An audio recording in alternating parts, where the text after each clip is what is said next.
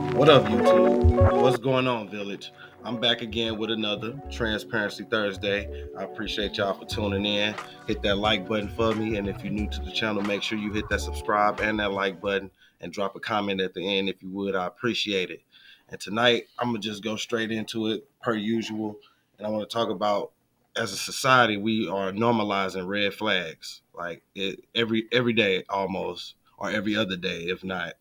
I see jokes and people repost stuff on Facebook or Instagram or whatever the case may be about all the negative and bad and that they're looking for out of people. Like they're looking for bad in people so that they can make their judgment, as opposed to looking for the good in people. And again, that's to each his own, but to me, it's just a backwards way of thinking. Like, why would we want to look for the bad in people to try to make a decision on whether or not we like them or not, or whatever the case may be. But tonight, I want to talk about green flag energy. Like, let's talk about some of the good things that people do for us, or that what we bring to people, ourselves. Again, like I said, because we so much so today is talked about red flags and again all the negative we see in people. I'm just trying to put a little bit of positive out there myself.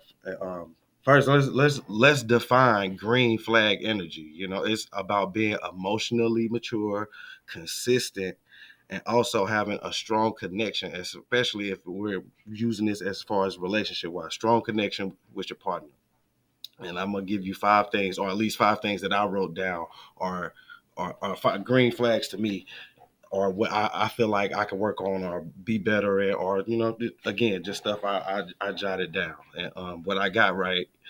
So five things I wrote down was emotional availability, being able to communicate openly and listen actively and express your feelings without shutting down. And again, that's more for the fellas, because we have a harder time expressing our feelings without shutting down. And I'm not saying it's some women out there that operate like that, but again, it's important. Second, I got consistency and reliability, and that's not needed to be explained. I talk about that in almost every other video, if not every video, especially when it comes to fatherhood, about being consistent and reliable. It's very important. Third, respect and partnership. Viewing your relationship as a two-way street, a partnership, team effort, it goes a long way. And being able to show respect in disagreements while also supporting each other's growth. Yeah, all important stuff. Number four, healthy conflict resolutions. Fellas, this is really big one right here. Healthy conflict resolutions. You don't avoid tough conversations. As men, we have this gene in us where we could just shut it down like that. You know what I'm saying? Like, no problem. We get upset. I don't want to talk about it no more. I'm done. You done said enough. You piss me off. I don't want to hear it. We have to get over that, fellas. If we want to have healthy relationships with our partner, our girlfriends, our wives, whoever the case may be, your children, you have to be able to have those tough conversations and show respect in disagreements. It's important. And fifth, I got effort and love. This is another important. They're all important, but again, you choose which one is most important to you. But effort and love is you take the time out to prioritize quality time with your family, your wife, your girlfriend, whatever the case may be. You prioritizing check-ins and quality time.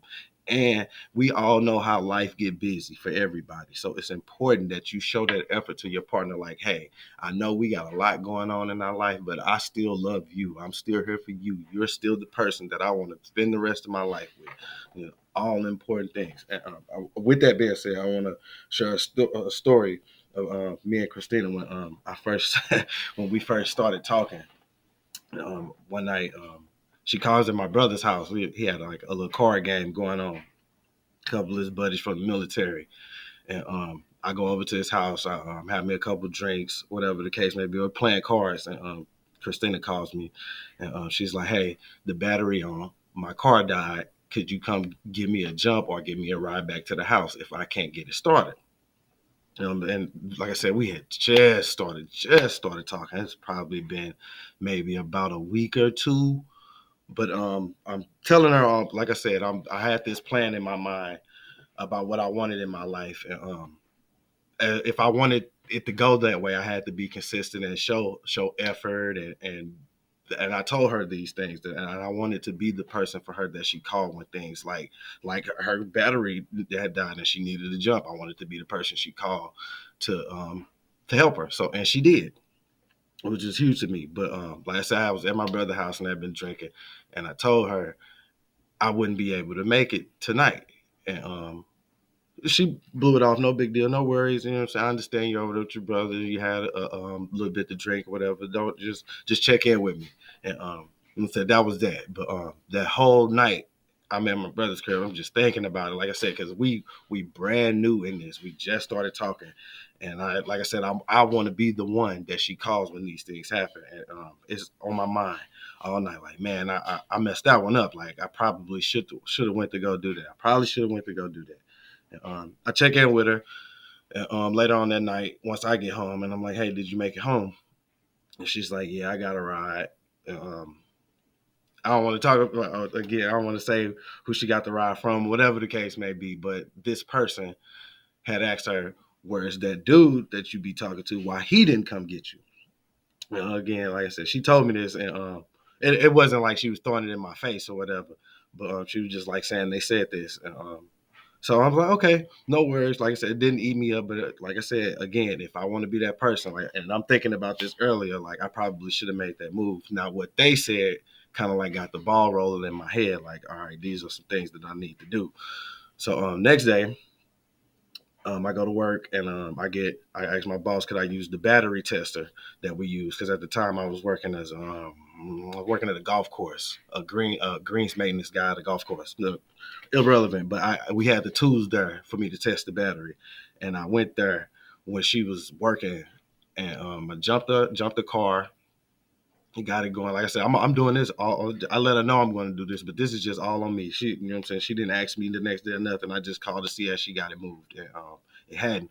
So I went and got tested the battery, and it wasn't nothing wrong with it. It just needed to be jumped. I took my truck, jumped it or whatever, called her, and we got that done. But it was just what I'm talking about green flags as this relates to this story is that I was being consistent enough to be like, like, hey, I wanted to do this. Hey, I made a mistake last night. Not necessarily made a mistake, but I did something that I didn't do something that I probably should have done in the first place. If I want to be the person that in her life that she calls when these things happen. And like I said, it's just showing that consistency and being there when you need reliability. Again, like I said, these are the things that I just said, like just showing her that I could be that person.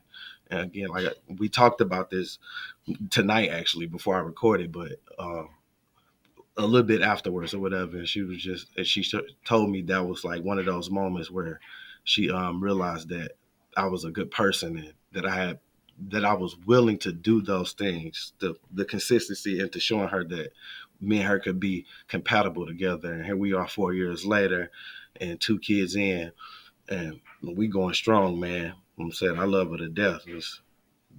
Like I said in another video, if Christina and the kids ain't invited, then I'm not invited. That's just how it goes. But again, man, like I said, y'all share drop a comment, man. So tell me what y'all think. So what are y'all some green flags y'all look for in people, and what you bring forward in your relationships as far as your partner or your kids? Let me know some of y'all green flags, man. I appreciate y'all for tuning in. Like I said, man, hit that like button for me, and if you're new to the channel, hit subscribe and like. Make sure you tell the people you love them, man. Y'all have a good one. Peace.